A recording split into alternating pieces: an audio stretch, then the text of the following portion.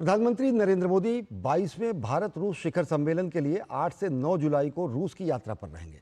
इस दौरान मॉस्को में प्रधानमंत्री नरेंद्र मोदी की मुलाकात रूसी राष्ट्रपति व्लादिमीर पुतिन से होगी। दोनों नेताओं के बीच कई मुद्दों पर बातचीत होगी। इस यात्रा के क्या खास मायने हैं, उसी को लेकर बातचीत की डीडी न्यूज़ के संवाददाता सुधीर यादव ने रूस में भारत के राजदूत विनय कुमार से। प्रधानमंत्री मोदी 8 और 9 जुलाई को रूस की राजकीय यात्रा पर आ रहे हैं। किस तरीके से यात्रा के खास मायने हैं, इस पर हमारे साथ बातचीत करने के लिए रूस में भारत के राजदूत एम्बेसडर विनय कुमार हैं।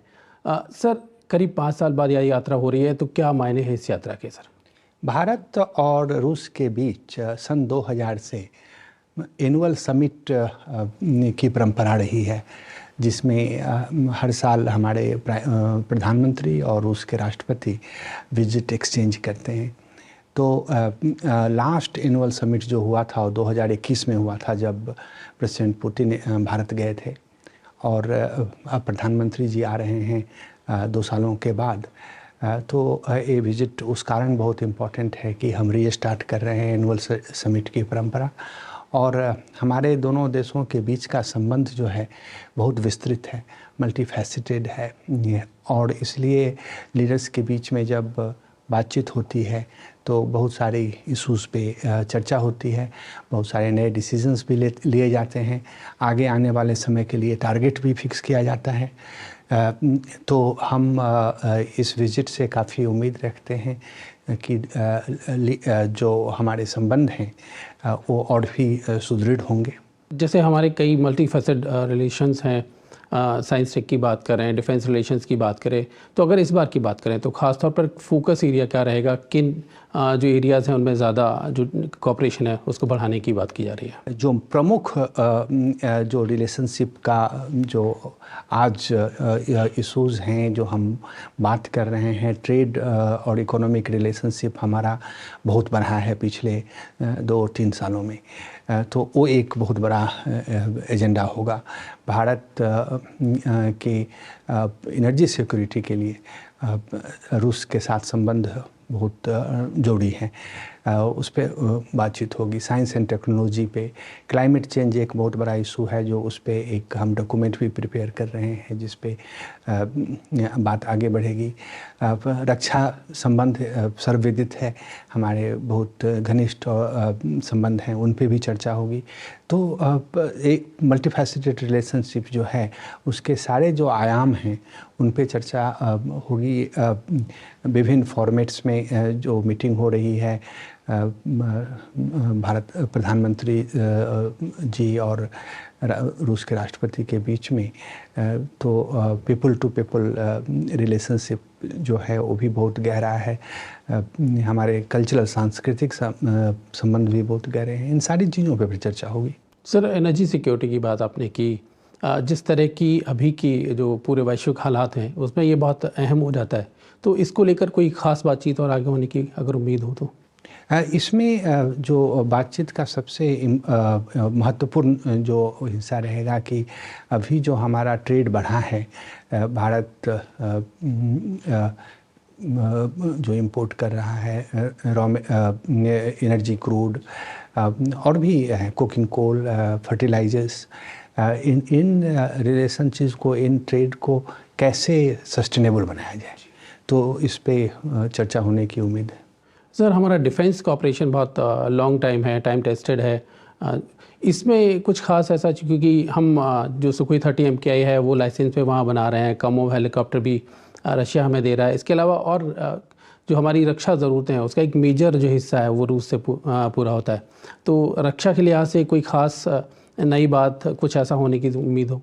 और भी बहुत सारे इसके आयाम हैं, टैंक्स, BMPs, आप जानते हैं, एक क्लासिनोकोव 203 राइफल्स।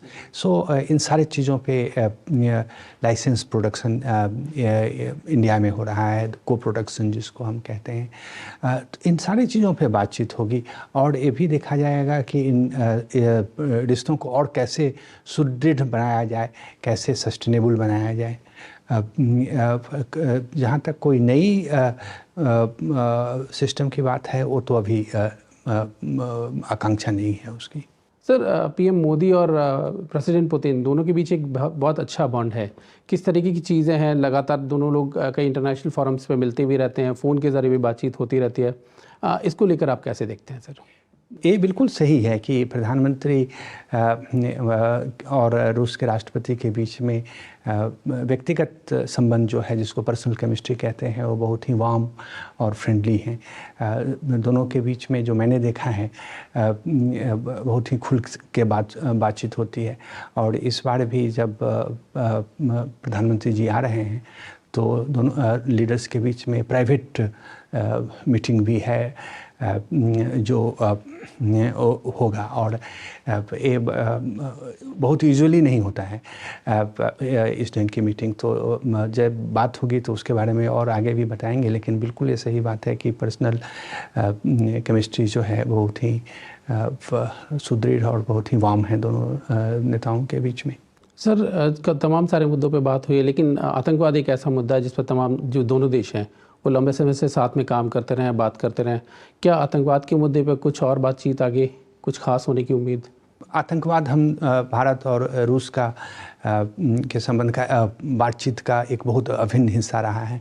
इनफैक्ट 22 साल पहले 2002 में हमने एक MOU साइन किया था, joint working group on counter terrorism बनाया था, जो पहला था। बहुत सारे देशों में आज है, हम रूस के साथ 22 साल पहले से है। और उस पे कैसे और संबंध जो हैं, कोऑपरेशन, उसको कैसे और सुदृढ़ बनाया जाए, कैसे एक्सचेंजेस किया जाए, उस पर भी बातचीत हो सकती है। फ्यूचर के लिहाज से अगर आप देखें कि इंडिया रशिया के रिलेशंस को फ्यूचर के लिहाज से, उसे आप कैसे देखते हैं? अब ये संबंध बहुत ही फ्यूचरिस्टिक है।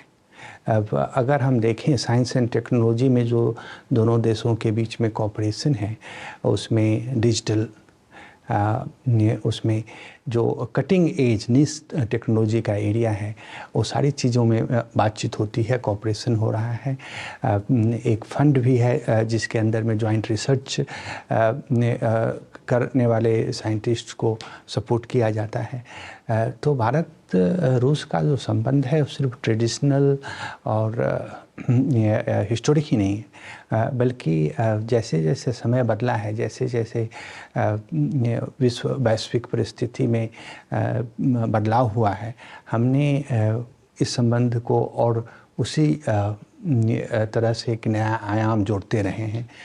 तो बिल्कुल ही ये बहुत इम्पॉर्टेंट एरिया है और इस पे भी हमारा संबंध और आगे सुदृढ़ होने की उम्मीद है। सर, आपने डिश टेक्नोलॉजीज़ की बात की, स्टार्टअप्स को लेकर भारत में एक बहुत बड़ा मूवमेंट प्रधानमंत्री मोदी की तरफ से ही पूरा एक खड़ा किया गया है। करीब 1 लाख से ज़्यादा स्टार्टअप्स हैं हमारे पास, टेक्नोलॉजीज़ है। क्या ऐसा कुछ आगे प्लान किया जा रहा है कि भारत और रूस के बीच में जो स्टार्टअप्स हैं उनमें को प्रोडक्शन या टेक्नोलॉजी को लेकर शेयरिंग, इन सब चीज़ों को लेकर आगे बढ़ने की उम्मीद की जा रही है? इस एरिया में भी हमारे बीच में वार्तालाप जारी है। सर, एक आखिरी सवाल लास्ट में कि पीपल टू पीपल टाइज बहुत अच्छे हैं, दोनों देश के लोग एक दूसरे के साथ बहुत बेहतर निकटता रखते हैं। तो इन सब चीज़ों को लेके, चूँकि जिस तरीके से वैश्विक परिदृश्य लगातार बदलता जा रहा है, इन सब चीज़ों को और ज़्यादा स्ट्रॉन्ग करने के लिए किस तरीके की कोशिश की जा रही है? दो चीज़ें जो इसमें हैं, रूस में 22 यूनिवर्सिटीज़ हैं जहाँ भारतीय भाषाएँ पढ़ाई जाती हैं। उसी तरह से बहुत सारे यूनिवर्सिटीज़ इंडिया में हैं जिसमें रशियन लैंग्वेज पढ़ाई जाती है। हमारे बीच में regular exchange of cultural delegations और स्कॉलर्स, थिंक टैंक्स, उनके आदान प्रदान होते रहते हैं। इस संबंध को और बढ़ाने के लिए हमारी कनेक्टिविटी और बेहतर हो, एक बहुत इम्पॉर्टेंट एरिया है जिस पे हम काम कर रहे हैं। और टूरिज़्म, ट्रेडिशनली गोवा और सी बीचेस जो हैं वो रशियन टूरिस्ट के लिए विंटर मंथ्स में काफ़ी अट्रैक्टिव रही हैं और सैकड़ों फ़्लाइट्स जाती हैं कुछ महीनों के अंदर में। इसको हम काम कर रहे हैं टूर ऑपरेटर्स के थ्रू और जो लोग हैं स्टेक होल्डर्स उनके साथ मिलके इसको, और नए जो भारत के क्षेत्र हैं जो अनएक्सप्लोर्ड रहे हैं ट्रेडिशनली रशियन टूरिस्ट्स के द्वारा, उनकी ओर भी अट्रैक्ट करें। तो इसका पोटेंशियल बहुत ज़्यादा है और इस पे काफ़ी और विस्तार की ज़रूरत है जो हम कर रहे हैं उसको। हाँ बिल्कुल सर, प्रधानमंत्री की इस यात्रा से दोनों देशों के रिश्ते बिल्कुल ज़ाहिर एक नई ऊंचाइयों पर पहुँचेंगे। डीडी न्यूज़ से बातचीत करने के लिए बहुत बहुत धन्यवाद। Thank you sir. धन्यवाद।